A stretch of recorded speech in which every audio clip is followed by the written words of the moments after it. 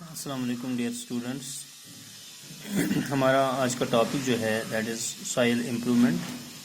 तो soil improvement में सबसे पहले हम देख रहे हैं कि in order to make good produce, in order to make good yield, तो उसके लिए हमने क्या करना है। उसके लिए हम एक ही फसल को बार बार ज़मीन में नहीं उगाते हैं।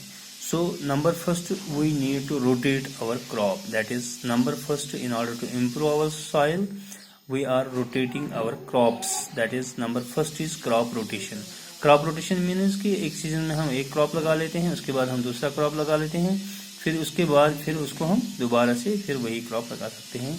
तो ये आप देख भी रहे हैं कि जैसे हमारी यहाँ खेती बाड़ी का सिलसिला चलता रहता है, तो जब हम जिस खेती में हम अभी जब पैडी लगा रहे हैं तो पैडी की हार्वेस्टिंग के बाद हम वहाँ पे कोई दूसरा फसल लगा लेते हैं, यानी कंटिन्यूसली हम एक ही फसल नहीं बनाते हैं। उससे क्या होता है, उससे वो क्रॉप यील्ड जो होता है उससे उसमें कमी आ जाती है।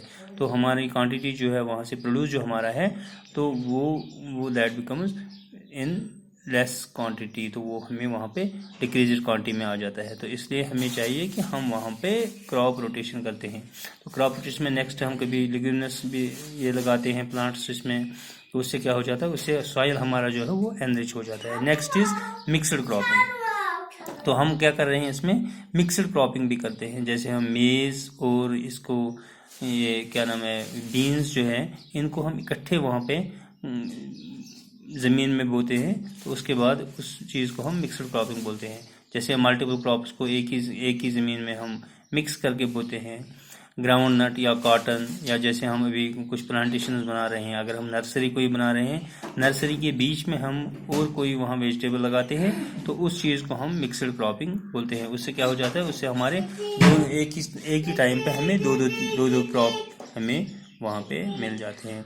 फील्ड फैलो जो हम होते हैं हमारे, तो कुछ वहाँ पे जो है कुछ लैंड जो होता है वहाँ पे हम उसको अनकल्टिवेटेड वहाँ पे छोड़ देते हैं एक सीज़न के लिए। इस सीज़न में क्या हो जाता है, वहाँ पे सॉइल जो है उसमें वो प्रमोट हो जाती है, उसमें फर्टिलिटी या उसमें माइक्रो ऑर्गेनिज्म वगैरह इनकी ग्रोथ हो जाती है।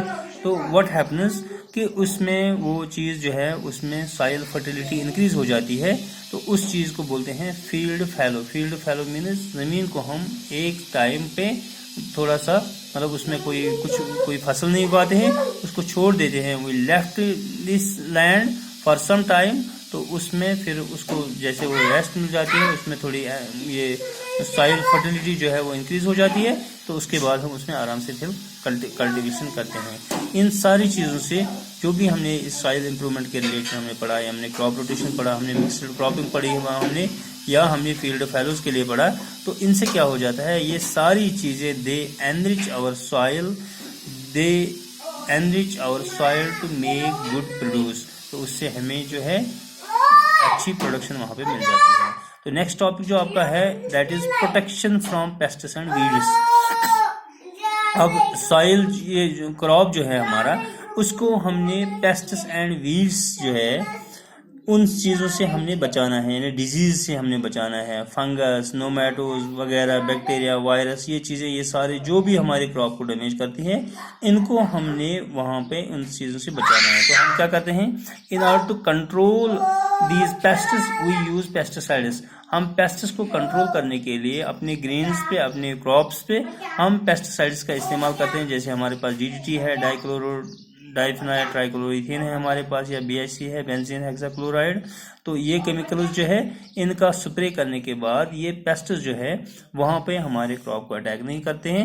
तो उसके बाद नेक्स्ट क्या हो जाता है, फिर अगर हम वीड्स जो है हमारे इनके फसलों में हमारी वहाँ पे जो अनवांटेड वीड बोलते हैं हम, अनवांटेड ग्रास को, तो अनवांटेड ग्रास जो हमें वहाँ पे चाहिए नहीं, जिससे हमारा क्रॉप जो है वो उसकी प्रोडक्शन डिक्रीज हो जाएगी, तो उस ज़मीन में हम क्या करते हैं, उस ज़मीन में हम वहाँ पे वील्डिसाइड्स का इस्तेमाल करते हैं। तो वील्डिसाइड जो है उससे वीड रिमूव हो जाता है और क्रॉप वहाँ से उसको उगने में आसानी हो जाती है और क्रॉप की इम्प्रूवमेंट भी हो जाती है। Next we have storage. तो after this crop is harvested और इसको वहाँ से ग्रेन थ्रेशिंग वगैरह जो कि करते हैं हम, तो उसके बाद जो है लास्ट स्टेज में हम वहाँ पे फिर स्टोरेज करते हैं, ग्रेन्स की स्टोरेज करते हैं। अब स्टोरेज करने में हमने क्या चाहिए, we have to kept some points in mind कि अगर जिस जगह पे हम अब स्टोरेज करेंगे वहाँ पे होने चाहिए नंबर फर्स्ट, वो जगह जो हो it should be neat and clean, वो जगह साफ सुथरी हो, वो जगह वाटर प्रूफ हो, वहाँ पे कोई मॉइस्चर वगैरह या कहीं से पानी वगैरह बारिश का या दूसरा पानी वहाँ से नहीं आना चाहिए। और there should be proper ventilation, वहाँ पे वेंटिलेशन होनी चाहिए, क्रॉस वेंटिलेशन, ताकि वहाँ ह्यूमिडिटी जो है वो ह्यूमिडिटी वहाँ पे जमा ना हो जाए। नेक्स्ट, ये कहीं ऐसी जगह पे हो जो कॉन्वीनियंट हो, कॉन्वीनियंट मीन्स जो साइड में हो, हमें अच्छी जगह पे हो जहाँ पे हम इन चीज़ों का स्टोरेज कर सकें, जहाँ पे इजी ट्रांसपोर्टेशन वगैरह हम कर सकें। तो नेक्स्ट, ये जगह जो हो ये it should be protected from rodents, means के चूहे वगैरह का वहाँ पे खतरा नहीं होना चाहिए। तो ये वहाँ पे इन चीज़ों से मतलब रैट्स वगैरह जो हो, क्योंकि वो हमारे फसल को नुकसान पहुँचा देते हैं, तो ये वहाँ पे फुल्ली प्रोटेक्टेड हो। नेक्स्ट, ये रेगुलर चेकअप के लिए या उस स्टोर फूड जो हमारा वहाँ पे जब हम स्टोर करते हैं, किसी गोदाम में हम स्टोर करते हैं फूड को, तो वहाँ पे रेगुलर चेकअप होना चाहिए। तो रेगुलर चेकअप के लिए वहाँ पे आने जाने के लिए डेली वहाँ जगह होनी चाहिए। तो वहाँ पे पेस्टिसाइड्स वगैरह का हम अगर इस्तेमाल करेंगे तो माइक्रो ऑर्गेनिज्म वगैरह उनको कंट्रोल करने के लिए वहाँ पे पेस्टिसाइड्स वगैरह का हमने वहाँ पे इस्तेमाल करना है। तो ये था आपके इसमें क्रॉप प्रोडक्शन के बारे में। तो नेक्स्ट इंशाल्लाह हम कल पढ़ेंगे डायरिंग।